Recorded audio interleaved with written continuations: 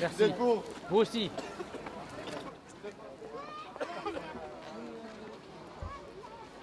Attention, là, c'est l'usine du monde, rien de français là-dedans. Hein, rien de français là-dedans, faites gaffe. Hein. Vous rigolez ou quoi? Les Anglais, c'est français?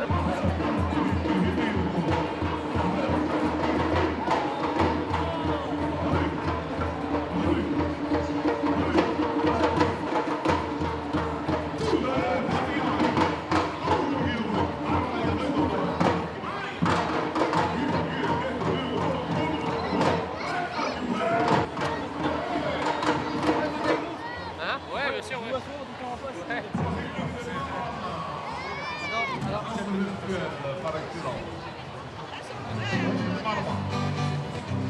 Merci monsieur, je vous en prie.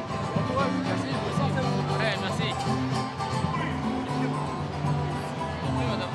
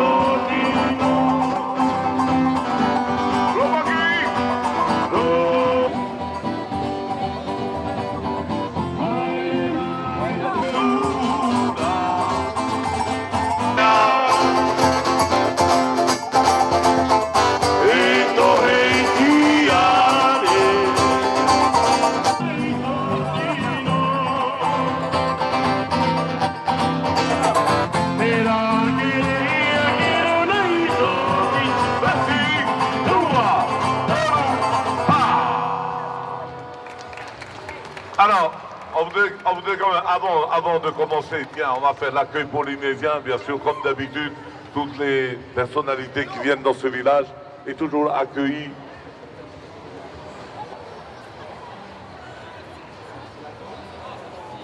Bien.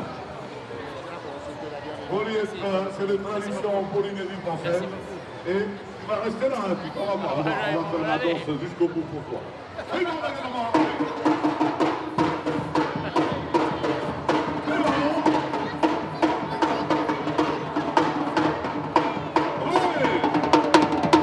Alors, cher ami, maintenant tu vas assister, bien sûr, à notre meilleure danseuse qui...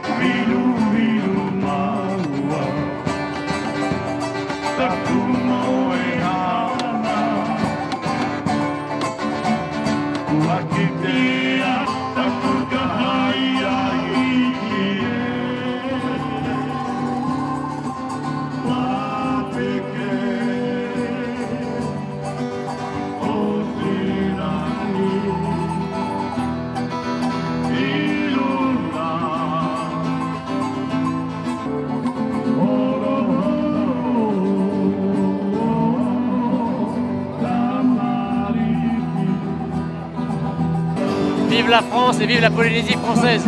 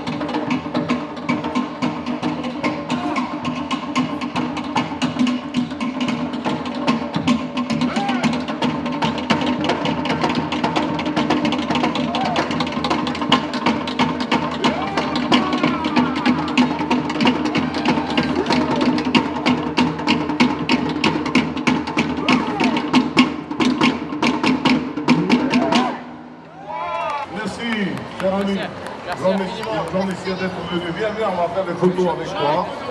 Viens. Approche ici les filles. Mettez-vous à côté. Viens, vas-y, viens. Merci beaucoup pour ce spectacle extraordinaire qui montre que la France est riche de ses identités à la fois métropolitaines et ultramarines. Je suis vraiment très ému d'être ici aujourd'hui et j'ai particulièrement apprécié ce spectacle qui dénote de la richesse de notre pays. Un grand bravo à vous, vive la France et vive la Polynésie française. Merci beaucoup. Allez, une photo. Merci à toi. On voit le bonjour à notre ami Cyril Hanouna. Notre copain Cyril Hanouna, tu lui envoies le bonjour de la part de Théo, ok? Voilà. Allez, photo, c'est bon? Voilà. Merci tout le monde. Merci à toi. Bienvenue à Tahiti.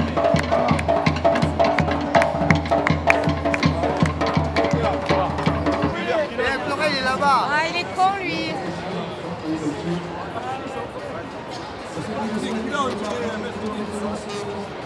Magnifique. Merci infiniment.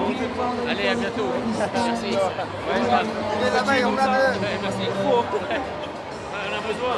Attends, mon collègue parti de photo. Bien sûr, le plus grand fan. Bien sûr, le plus grand fan. Je vais vous dédicacer, il n'y a pas de souci là-dessus. Bravo, félicitations. Continuez votre campagne. Merci. Travail. Allez, à bientôt. Merci. Je me suis souvent, je me vois souvent. C'est gentil. Merci beaucoup. À bientôt. Moi, je suis toujours très ému de venir au Salon de l'Agriculture parce que c'est une synthèse de ce qu'est l'âme française. C'est-à-dire qu'au Salon de l'Agriculture, vous rencontrez tout ce qui constitue l'âme de la France. À la fois l'élevage, la culture, bref, tout le monde paysan, le monde agricole, qui a cette vertu de travailler beaucoup et de ne jamais se plaindre. Et alors évidemment, il y a plusieurs agricultures. Il y a les agriculteurs qui vivent bien, les viticulteurs, les céréaliers, mais il y a les petites exploitations familiales qui sont voilà, des agriculteurs qui essayent de faire de la polyculture et de vivre. Et je sais que ce monde-là souffre beaucoup, il travaille beaucoup, il souffre beaucoup, il ne se plaint jamais. Et donc ce sont des gens admirables que je suis venu saluer, dont je suis venu écouter également les préoccupations. Et à qui je suis venu voilà, donner un certain nombre d'idées. Parce qu'au centre de réflexion Institut Apollon que je préside, nous avons un groupe de travail qui travaille sur les problématiques agricoles.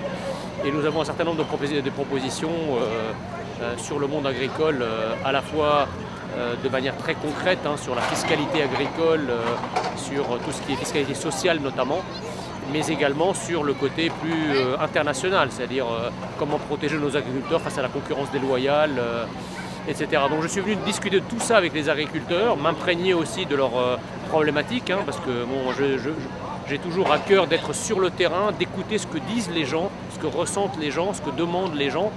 Et c'est d'autant plus important qu'encore une fois, le monde agricole ne se plaint jamais publiquement, donc on ne sait pas en fait. On sait qu'on a un agriculteur qui se suicide tous les 3 jours. Personne ne sait en fait pourquoi les agriculteurs se suicident. En tout cas, ceux qui font ça ne s'expriment pas. Donc c'est très important de venir au contact pour mesurer, si vous voulez, la souffrance de ce monde agricole-là en particulier. Le plus souvent, si vous voulez, pour résumer, parce que j'ai entendu beaucoup de choses, mais pour résumer, il y a évidemment, je dirais, une quadrature du cercle qui est assez difficile à boucler. C'est-à-dire que les Français veulent évidemment payer le moins cher possible leur alimentation. Ils sont très attachés à la qualité de l'alimentation et ils sont très attachés aussi à l'exploitation familiale. Le problème, c'est que ça, c'est pas tenable. On ne peut pas à la fois vouloir une exploitation familiale avec tous les coûts que ça impose et puis en même temps vouloir payer le moins cher possible. Donc je crois que là, l'État doit intervenir. Les agriculteurs m'ont aussi fait part de la concurrence déloyale qu'ils subissaient de la part de produits agricoles qui proviennent d'autres régions du monde, y compris européennes, à qui on n'impose pas les mêmes contraintes sociales, les mêmes contraintes sanitaires notamment, les mêmes contraintes environnementales. dont on importe les produits finalement, qui sont des produits qui coûtent évidemment moins cher à produire, puisque qui dit norme dit hausse de prix. Donc moins vous avez de normes, plus les prix sont intéressants. Sauf que vous ne pouvez pas imposer à nos agriculteurs des normes et en dispenser finalement indirectement les agriculteurs qui produisent des produits que vous importez sur votre territoire. Donc les agriculteurs sont très en colère contre ça, puisque en fait la France, ce qu'il faut dire, c'est que la France a les moyens, elle l'a toujours été, d'être autosuffisante en matière agricole. Pendant très longtemps, la France a été le réservoir, je dirais, agricole de l'Europe.